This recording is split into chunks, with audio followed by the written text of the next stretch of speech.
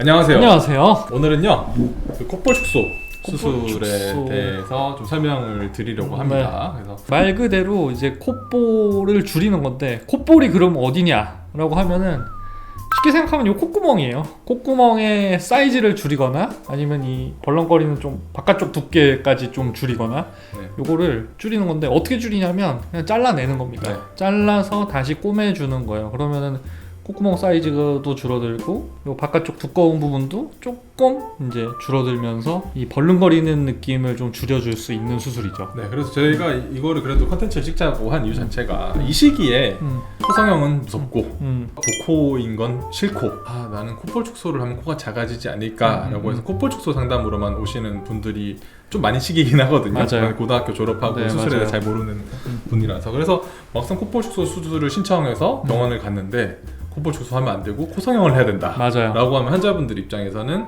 좀 약간 부담을 느끼죠. 과대 진료라고 느낄 수도 있고, 그래서 어떤 점이 저희가 차이가 있고 왜 그렇게 설명드리는지 그걸 좀 설명을 해드릴게요.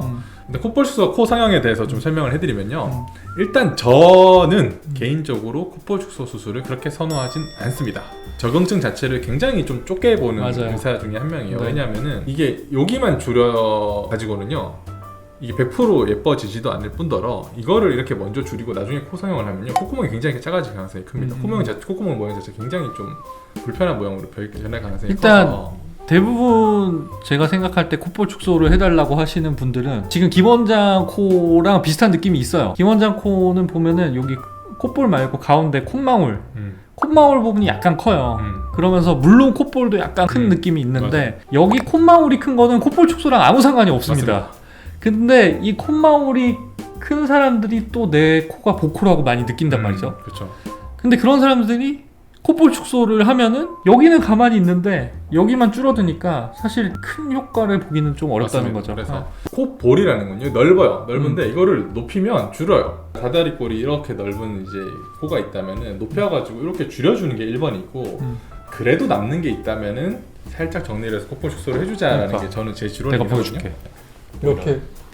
이렇게 보면 코끝과 콧볼이 있는데 우리가 코성형을 해서 이렇게 높이면 콧구멍이 작아집니다. 여기가 준다는 거죠. 벌렁거리는 느낌 자체가. 이 바깥쪽이 이렇게 높이면 콧구멍이 줄어요.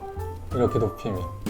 근데 우리가 수술하기 전에 미리 콧볼 축소가 되어 있던 분들은 콧볼이 이미 줄어 있기 때문에 콧구멍이 너무 찝혀진다는 그렇죠. 거죠. 그런 느낌이 들 수 있기 때문에 저는 개인적으로 그렇습니다. 이제 코성형은 무조건 권장할 수는 없고 근데 나는 절대 코성형 안 할 거예요.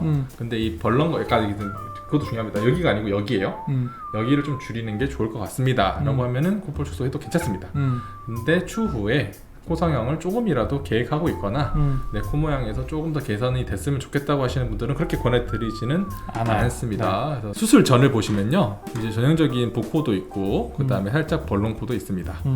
여기를 보시는 거예요. 오늘은 전체적인 이제 라인도 보지만 여기가 생각보다 많이 줄었죠. 그치. 이게 이렇게 올려지면서 이 구조 자체를 봐야 되는 거예요.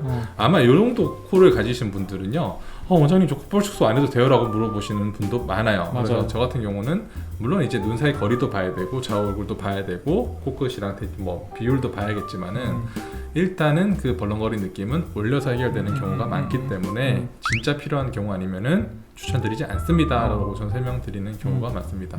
콧볼 축소를 하면 여기 흉터가 남을 수밖에 없어요. 그에 대해서 또 둔감하신 분도 있고 흉터에 대해서 엄청 민감하신 분도 있는데 저는 개인적으로 이 흉터 남기는 걸 그렇게까지 선호하지는 않습니다.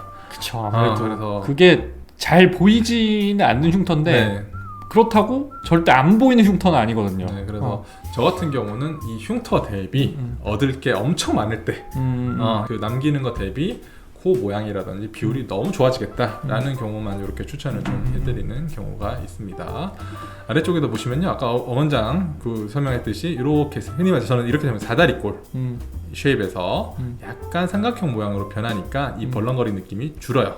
이 코를 보면은 콧볼 써야 되는 거 아니야? 할 수도 있지만은 올리면서 개선되는 효과가 많다는 거죠. 그쵸. 이런 식으로 저는 설명을 해드리기 때문에 콧볼 축소를 고려하시는 분들은 병원 상황은 건데 콧볼 축소 안 되고 코 성형 해야 돼요 라고 하면 그것도 틀린 말은 아니라는 거죠. 맞아요. 네. 과대지려거나 뭐 쓸데없는 걸 추천하거나 그런 케이스는 아니다라고 이해하시면 좋을 것 같습니다. 옆 모양은 보시고요. 딱 직반 라인으로 예쁘게 잘 나온 것 같습니다. 2주차라서 조금 들려있고 높아 보이는 건 있지만은 시간 지나면서 자리에 잘 잡히실 거예요. 자, 다음 케이스 보시면요, 마찬가지입니다. 이렇게 봤을 때 마찬가지로 복코고 그 다음에 조금 넓습니다. 올렸을 때 콧볼 축소를 한 건 아니에요. 이 사진만 보면은 진짜 콧볼을 줄여놓은 것 같아요. 그렇죠. 네, 근데 잘라내거나 이런 걸 한 건 아니고 그냥 코를 높이는 것만으로 좋아진 거죠. 그렇죠. 그리고 그 콧볼 축소를 할 때 요 단순히 벌렁거리는 모양도 봐야 되지만요. 저는 이제 제일 중요하게 생각하는 건 눈과 요 지점이 미간의 맞는지, 거리. 그 다음에 여기를 너무 줄였을 때 옆 얼굴이 너무 넓어 보이진 않을지, 마찬가지로 베이스를 줄였을 때 코끝이 오히려 더 뚱뚱해 보이지 않을지, 그런 게 총체적으로 좀 봐야 되기 때문에 만약에 포상형으로만 가능한 경우가 있다, 그럼 흉터 안 당기고 그 이상 좋을 수가 없다고 저는 생각합니다. 이 케이스도 보실게요. 이 케이스도 보시면은 코 성형만 했습니다. 마찬가지로 복코 느낌 있으면서 약간 긴 코 같네요, 그죠? 약간 벌렁코 느낌이 있지만은 2달 차인데 높이도 괜찮고 라인 괜찮은 것 같습니다, 그죠? 전체로 봤을 때 이 구조 자체가 일부는 조금 넓은 직사각형 정도에서 높여주니까 많이 준다는 거죠. 코 성형을 계획하셨다면 수술 전에 이분이 예를 들면 콧볼을 미리 줄이고 오셨으면 술 후에 굉장히 콧구멍이 조그매졌을 거예요. 맞아요. 그런 단점이 있기 때문에 콧볼 축소만 미리 해버리실 때는 앞으로 내가 코 성형에 대한 계획이 진짜 없는지 다시 한번 생각해보고 그래요. 결정해도 좋을 것 같아요. 그래서 순서 자체는 코 성형이 우선이지만은 그래도 코 성형이 무섭고 진짜 콧볼 축소만 하고 싶다라고 했을 때는 진짜 최소절개로 자연스럽게 이렇게 하는 걸 좀 추천을 드릴 수 있겠습니다. 네, 근데 거의 대부분은요 코 성형으로 좋아지는 경우가 많아서 많죠. 저는 진짜 그렇게 추천은 드리지 않습니다. 콧볼 축소는 저는 개인적으로 그렇습니다. 여기 흉터 남긴 걸 너무 싫어하는 사람이라서 저는 이제 크게 이렇게 설명을 드려요. 콧구멍이 작고 내가 코 성형에 대해서 조금이라도 생각하고 있으시면은 순서 자체를 조금 코 성형을 먼저 생각해 보시는 게 낫지 않을까라는 맞아요. 네. 생각입니다. 그리고 이 콧볼 축소라는 게요, 수술은 아까 원장님이 말씀하신 대로 엄청 간단해요. 크게 디자인 자르고 꼬매는 겁니다. 근데 이거는 말 그대로 피부를 자르는 거예요. 한번 이렇게 만약에 콧볼이 줄고 흉터가 나와버리면요 다시 늘릴 수가 없습니다. 돌이킬 수가 없죠. 돌이키는 방법 자체가 뭐 피부를 떼서 이식하는 방법도 있는데 그건 흉터도 너무 많이 남고요. 그래서 수술은 굉장히 간단하지만 저는 개인적으로는 신중하게 결정을 해야 되는 수술이 아닐까 생각이 됩니다. 궁금하신 거 있으신가요? 축소를 꼭 해야 되는 경우도 있나요? 코 성형을 했어요.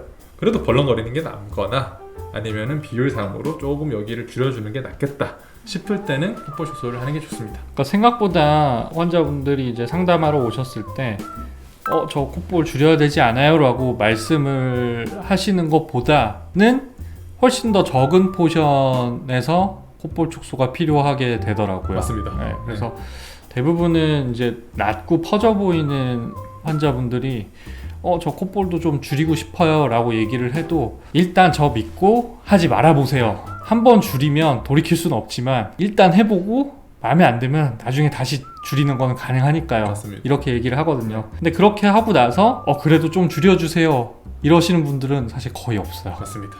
만약 코 성형을 조금이라도 계획하고 있다면은 만약에 콧볼 축소를 한다고 해도 조금 보전적으로 하는 게 좀 낫지 않을까라는 맞아요. 제 개인적인 생각입니다.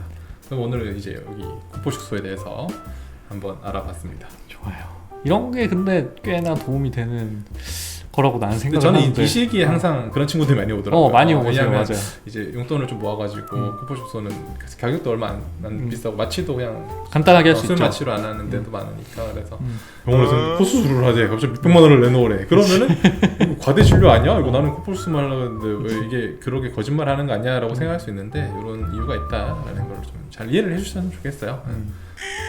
나도 해야 될 것 같아. 나도 좀 크네. 왜 이렇게 부었지 오늘? 그래요 오늘. 그래서 오늘 이렇게 콧볼 축소 수술에 대해서 알아봤습니다. 나머지 이제 뭐 콧볼 축소 관련해서 아니면 코성형에 관련해서 궁금한 게 있으시면 댓글 한번 댓글 한번 달아주시면 제가 충실히 영상을 또 찍어 보겠습니다. 네. 그럼 오늘은 여기까지. 끝. 감사합니다. 감사합니다.